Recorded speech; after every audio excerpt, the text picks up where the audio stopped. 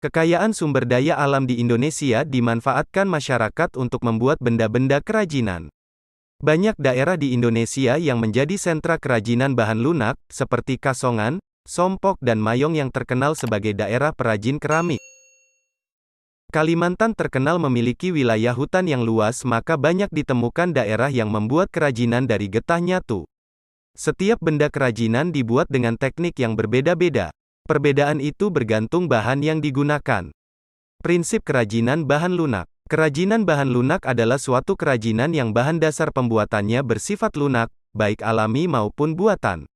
Ada 3 prinsip kerajinan bahan lunak, yaitu: yang pertama, keterampilan tangan. Umumnya, kerajinan bahan lunak mengandalkan keterampilan tangan dari perajin. Meskipun kerajinan dibuat banyak, pembuatannya tetap menggunakan tangan. Yang kedua, keterampilan teknik. Untuk menghasilkan produk kerajinan yang bentuk dan kualitasnya sama, perajin harus memiliki teknik untuk diaplikasikan ke semua produk kerajinan yang dibuat. Yang ketiga, kedaerahan atau tradisional. Benda-benda kerajinan mempunyai nilai guna praktis, bersifat universal, dibuat dengan keterampilan teknik tangan. Namun, masih memiliki ciri khas dari daerah pembuatan produk kerajinan tersebut. Dari segi fungsinya, kerajinan bahan lunak dibagi menjadi 2 fungsi, yaitu fungsi pakai dan fungsi hias. Sedangkan menurut manfaatnya, kerajinan bahan lunak dapat dibedakan menjadi 4, yaitu: yang pertama, benda kerajinan untuk kelengkapan busana, yaitu benda kerajinan bahan lunak ini dibuat untuk mempercantik diri dalam menggunakan busana. Contohnya produk-produk aksesoris seperti kalung dari polimer clay. Yang kedua, benda kerajinan untuk kelengkapan suatu benda, yaitu benda kerajinan bahan lunak yang berfungsi sebagai kelengkapan suatu benda. Misalnya, gantungan kunci yang dibuat dari fiberglass. Yang ketiga, benda kerajinan untuk kelengkapan rumah, yaitu benda kerajinan bahan lunak dapat dijadikan sebagai pelengkap rumah atau bangunan. Contohnya, air mancur berbentuk gentong di tanam rumah. Yang keempat, benda kerajinan untuk keperluan ritual, yaitu benda kerajinan yang digunakan untuk pelengkap acara adat seperti upacara pernikahan, upacara kematian, dan upacara adat lainnya. Contohnya, lilin hias yang digunakan untuk menari tradisional. Jenis dan karakteristik kerajinan bahan lunak. Bahan lunak untuk benda kerajinan dibedakan menjadi 2 jenis, yaitu bahan alam dan bahan buatan. Bahan lunak alami adalah bahan lunak yang didapat dari alam, seperti tumbuhan, hewan, dan lapisan tanah yang bersifat lunak. Bahan lunak alami biasanya dapat diperoleh dengan mudah serta biaya yang murah, misalnya tanah liat, kulit, dan serat alam.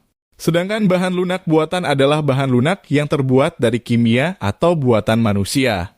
Bahan lunak buatan cenderung lebih mahal dibandingkan bahan lunak alami. Contohnya adalah gips, lilin, sabun, fiberglass, dan polimer clay atau plastisin. Pembuatan kerajinan dari tanah liat. Ada beberapa teknik dalam membuat benda kerajinan dari tanah liat, yaitu dengan teknik lempengan, di mana pembentukan badan keramik dengan membentuk lempengan.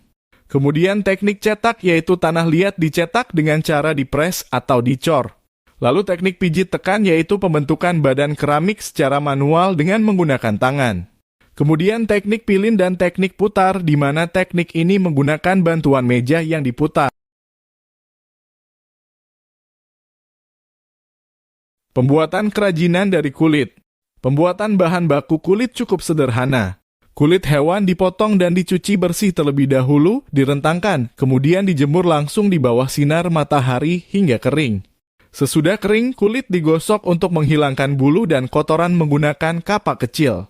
Setelah itu, kulit dicuci bersih dan dijemur kembali.